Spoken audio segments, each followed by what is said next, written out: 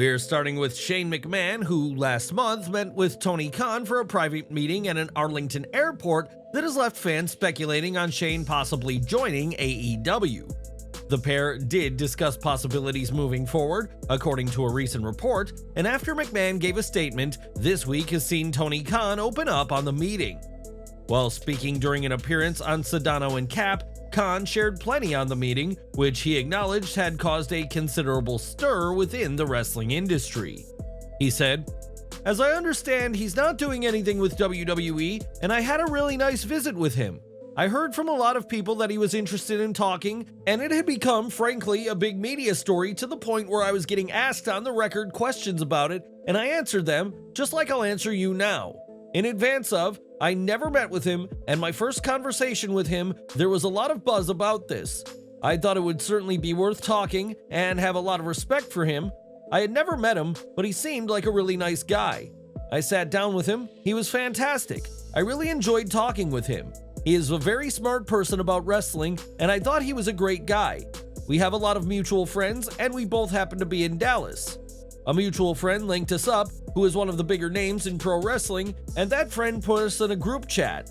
I had a really nice talk and really enjoyed visiting with him.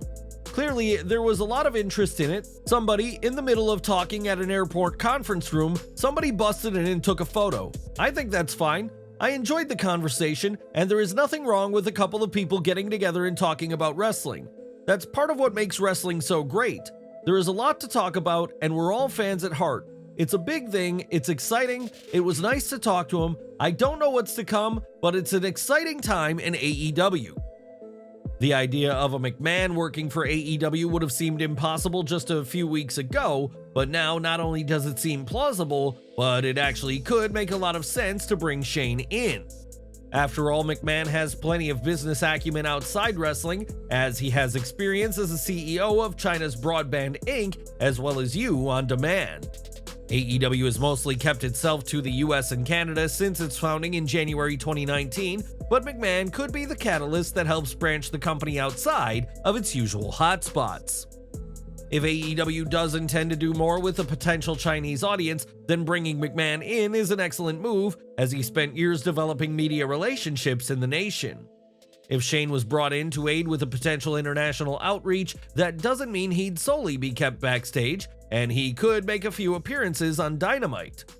Shane did discuss joining AEW with talents earlier this year, though this was far from a formal pitch by McMahon, but don't be surprised if a McMahon is working for Tony Khan down the line. On Raw, Odyssey Jones had a career-making performance when he aided the New Day and fought off an attack from the Final Testament. In a shocking turn of events, Odyssey Jones' debut on Raw last night has amassed over 8 million views across WWE's social platforms, surpassing notable moments from WWE's chief rival. Jones' debut on Raw has outperformed Kazuchika Okada's AEW debut, which did 4.5 million, as well as the debuts of Mercedes Moné, who was at 6 million, and Will Ospreay at 4 million.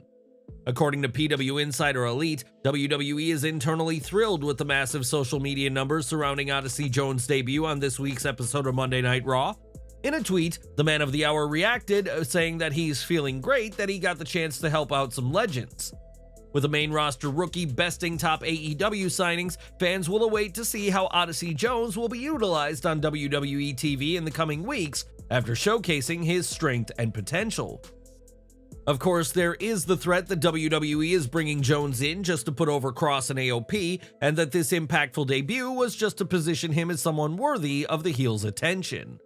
Odyssey Jones was a highlight of Raw and has received the seal of approval from Big E, but it's now up to WWE and Jones himself to capitalize on this momentum. But what have you made of the debut of Odyssey Jones? Do you expect big things, or will he indeed be fodder for the Final Testament? Let us know down below. Raw also saw Bronson Reed in arguably the biggest segment of his career when he annihilated Seth Rollins, kicking off a feud with the former WWE World Champion. Given that the segment had Rollins, CM Punk, and Drew McIntyre, the fact that everyone's talking about Reed is a huge win for him, and now we know why he attacked. In a Raw exclusive, Reed shared that his attack was a demonstration of his seriousness and dominance after feeling that his claim of being one of WWE's top talents had gone ignored. You already know why, week after week, and it's falling onto deaf ears, so tonight I did what I had to do. I crushed one of WWE's golden boys. I hit tsunami after tsunami after tsunami on Seth Rollins to show you all I'm not here to play around. The killer is unleashed, and Bronson Reed is at the very top of this business. We'll have to wait and see how Reed and Rollins continue their feud in the coming weeks, as fans are happy to see Reed being used for a high-profile feud with the Visionary. This October, NXT will move to the CW as part of a lucrative 5-year deal between the two sides, and WWE are going all out to make sure fans are tuning in. This week, WWE announced that the premiere episode of NXT on the CW will take place at 8 p.m. Eastern on October 1st from the Allstate Arena in Chicago, and that CM Punk will be on the show. CM Punk, who previously appeared on NXT, has made clear that he has a good relationship with Shawn Michaels, and fans are intrigued as to what he'll do at this event in his hometown. The second week of the CW era will see NXT travel to the Enterprise Center in St. Louis, Missouri, and it's confirmed that Randy Orton will make a special appearance. It's not just fans who are excited for the move, as Sean Ross Sapp of Fightful Select notes that there's plenty of excitement backstage in NXT as they prepare to go on tour once again. It was also noted that it's unknown whether this change to NXT touring is going to stick for the long term, but the prospect of a different town each week has got the NXT roster pumped. But what's your take on NXT going back on the road? Do you think that this change will help their talent get the needed experience? Let us know what you think in the comments section. Now, Joe Hendry's work in NXT has been a treat for fans, but not for Gallus, who have despised the TNA star ever since he crossed the line and began appearing in the Gold brand. Last week, the trio of Joe Coffey, Mark Coffey, and Wolfgang laid a beatdown on Hendry after his first live in-ring concert, setting up a match between Hendry and Joe Coffey for this week. The NXT crowd sang Hendry's theme, admittedly out of tune, during his entrance, and they later sang Don't Stop Believing while Coffey arrived with his cohorts on his side. Hendry wasted no time, launching right on top of the heels to show that he was ready, and this intense, hard-hitting match saw plenty of interference by Gallus to help Coffey get the win. That ended after Hendry pulled off an Eddie Guerrero classic that resulted in Wolfgang and Mark being ejected from the ringside area, meaning it was finally a one-on-one affair. The TNA star gained the upper hand as soon as he had Joe Coffey alone and delivered a thunderous standing ovation to him to score the pinfall in his first singles match in NXT. Once again, Hendry has fit NXT like a glove, and he has become one of the most obvious benefactors of the TNA partnership, and many are expecting to see him more on the show. After the match, in an in-ring interview with Sarah Schreiber, Hendry stated that he would be staying in NXT for an extended time period and said he'd be back next week to fight anyone. But what does the future hold for Joe Hendry? Well, it remains to be seen how long the TNA NXT crossover will last, but Hendry is expected to be a main name as long as it does. Sources were not clear on if TNA is wrapping up Hendry's run in NXT, but word is he's scaled back his duties with his own promotion and school, Discovery Wrestling, in Edinburgh, Scotland. It still remains to be seen how far Hendry goes in NXT and TNA wrestling, but there's no shortage of people who believe in the viral superstar. Since coming to NXT, Joe Hendry has worked with some of the brand's top stars, including Trick Williams, Shawn Spears, and Ethan Page, but he has his sights set on a much bigger name. Speaking recently to the wrestling mat, Hendry spoke about his musical performances in his career so far and said that he doesn't know if anything can top The Rock's concert in Toronto. The iconic 2003 segment saw Rock lyrically decimate the fans, and in the interview, Hendry teased a guitar off between himself and WWE's final boss. Hendry pointed out that he has already had a similar face-off with Elijah, formerly Elias, in WWE, and that he has a feeling that he and Rock will cross paths at some point in the future. That may seem unlikely to some, but until this year, so did the idea of TNA talent in NXT, and we know to never say never to anything in pro wrestling in 2024. In the NXT TNA crossover, we've seen Jordan Grace, Joe Hendry, Frankie Kazarian, The Rascals, Ash by Elegance, Tatum Paxley, and the No Quarter Catch Crew and others cross the line. Now it appears there's more to come, as Fightful Select reports that Josh Alexander has been discussed as a possible TNA name who could soon be appearing in NXT. This could be a huge move for the reigning NXT champion Ethan Page, as he and Alexander were partners in the North in TNA before Page went to AEW. Alexander and Page have a rich history together, but Josh may fit well into several roles in NXT's creative vision, and we'll have to see how things unfold in this partnership that's far from over. But what do you make of the idea of the former TNA World Heavyweight Champion appearing for NXT? Let us know down in the comments. In 2021, Bryan Danielson parted ways with WWE after a career most can only dream of, and by the time he was leaving, even had a role in WWE Creative. Ultimately, Danielson would resurface in AEW at that year's All Out pay-per-view, and since then, the American Dragon has been a fixture of company programming. While speaking to Gorilla Position, Bryan Danielson was asked if he regrets leaving WWE when he did, considering just how much WWE has changed after Triple H took over. Danielson stated that he doesn't regret leaving WWE, though he does recognize that WWE has improved significantly since his exit, but said he's had a fantastic time with his AEW work. Danielson prefers AEW's wrestling-focused style over WWE's drama-centric approach and appreciates the existence of AEW that has proven to be an alternative to his former employer. With that said, Bryan clarified his decision to leave WWE was not due to any dislike of the company, and that he'd enjoyed his time there and valued the friendships he'd made. His main motivation for joining AEW was to be a part of something that benefits the entire wrestling industry, believing that AEW's presence is beneficial for everyone involved. Bryan Danielson even stated that most wrestlers in WWE wanted AEW to succeed, and while he avoids trashing WWE, he's happy in his decision to sign with AEW, and that's all that matters. Danielson was also asked about possibly returning to WWE again somewhere down the line. The American Dragon mentioned that while he would not rule it out completely, it would only be if he felt it would benefit the industry. Danielson suggested that if, in 10 years, WWE's creative process deteriorated significantly and AEW became dominant, he might consider a return. However, he currently enjoys his position and values his freedom, as he is not under contract. Danielson also expressed no interest in Hall of Fame rings or other accolades as a reason for his WWE return. On the same podcast, Danielson was also asked about the Shane McMahon rumors and addressed the possibility of working with his fellow former SmackDown Authority figure. He said, "I'm open to working with anybody. I don't have beef with anybody, 100%. When prompted for more, Danielson said that even if he did know, he wouldn't reveal anything, as he genuinely doesn't know more or is keeping any privileged information under wraps. Fans are excited to see what AEW has in store next to surprise fans, and it's been impossible to ignore the buzz growing that Shane O'Mac could be joining the company. If so, it could be interesting to see if he could impact AEW's viewership, as the days of Dynamite expecting to break 1 million viewers is a distant memory." What do you think of Bryan Danielson's run so far in AEW ahead of his world title match at All In London? Share your thoughts in the comments section below. As we previously reported, Britt Baker was suspended from AEW following an altercation with MJF, and on TV, Mercedes Moné said she got Britt suspended after an incident at Comic-Con.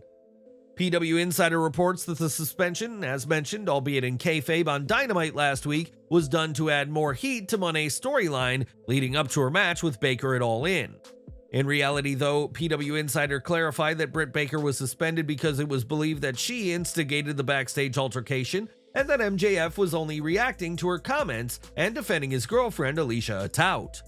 It's also been reported that Baker is expected to be back on TV on tonight's show, but we'll have to see what kind of response she receives from the AEW faithful on Dynamite. More from AEW is Britt Baker may have embroiled on controversy lately, but she's set to be part of a major project taking place outside the company. PW Insider Elite notes that Baker will be a part of the latest season of Netflix's Cobra Kai, which serves as a sequel to the iconic movie franchise The Karate Kid, starring Ralph Macchio and William Zabka. The actors reprise their roles and teach a new generation of students on the show, and 5 seasons have already been completed, and the first half of Season 6 was released a few weeks ago. As for Baker, she will play a European fighter in an international karate tournament called Sekai Takai, but there's no word yet on which episode she'll appear in. Baker recently returned to AEW TV and said that filming the show extended her hiatus, and this is a huge move for the DMD outside the squared circle. With the NXT tag titles on the line, MSK fought as hard as they could with complete focus, but ultimately came up short against Axiom and Nathan Frazer. Wesley fell to the Golden Ratio, but this was still a fun match elevated by the serious athletic talent in both corners, who hardly slowed down to catch a breath. Afterward, Zachary Wentz and Trey Miguel tried to console Lee, but he attacked them both, laying them out as he screamed, "You left me alone!" Lee then sent Miguel into the barricade and attacked Wentz again, marking the second implosion of a faction within a week following the Judgment Day at SummerSlam. Lee's heel turn was out of nowhere and made for a great dramatic moment, but it felt like too much too soon, as the Rascals still had a story to tell together. Lee has some work to do to sell himself as a heinous heel after years of winning over fans, and after his one moment, it'll come down to the next few weeks of fallout to see if he can pull this off.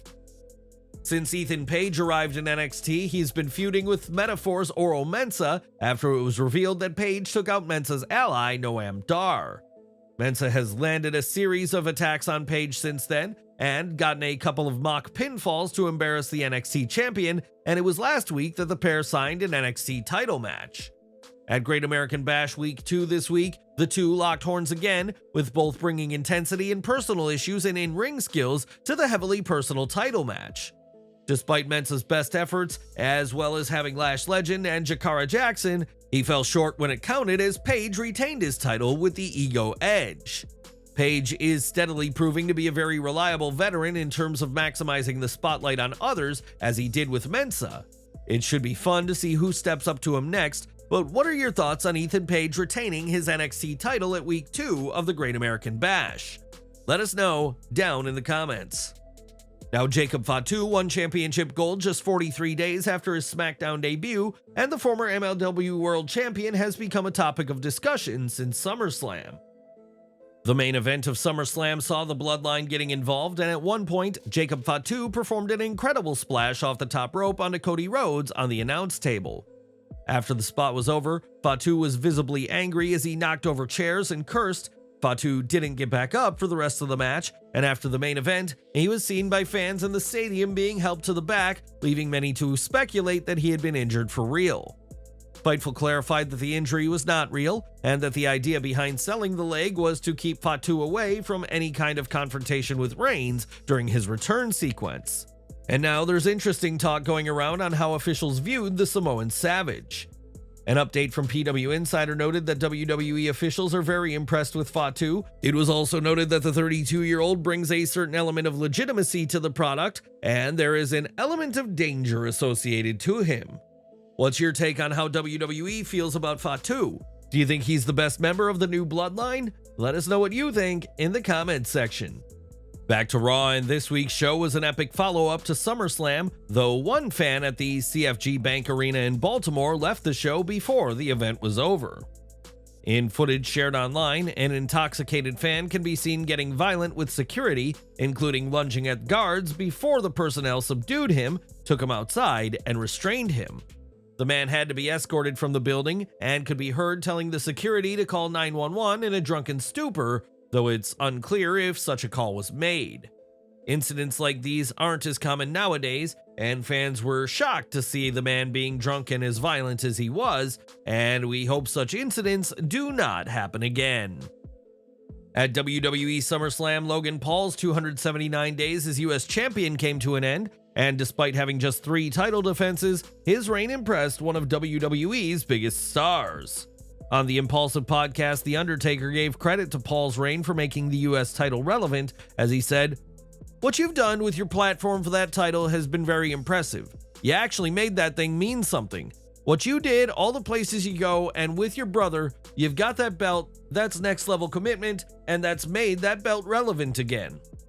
Now that title is held by LA Knight for a reign that many feel overdue, and do you agree with the Phenom? Let us know down in the comments. On this week's Raw, the Wyatt Six made a successful in-ring debut by defeating American Made, all while Uncle Howdy watched from ringside, pleased with what he witnessed. On Twitter, Howdy said that his faction weren't chosen, but willingly follow him and have become something beautiful, that being a family. Raw also saw Rhea Ripley and Damian Priest seek vengeance on the Judgment Day, and while Mommy's days with Dirty Dom are over, she did have an intimate moment at the show. In footage shared online shows, Ripley kissed the head of a security guard as she and Priest made their way to the back, in a moment that we're sure that guard won't forget.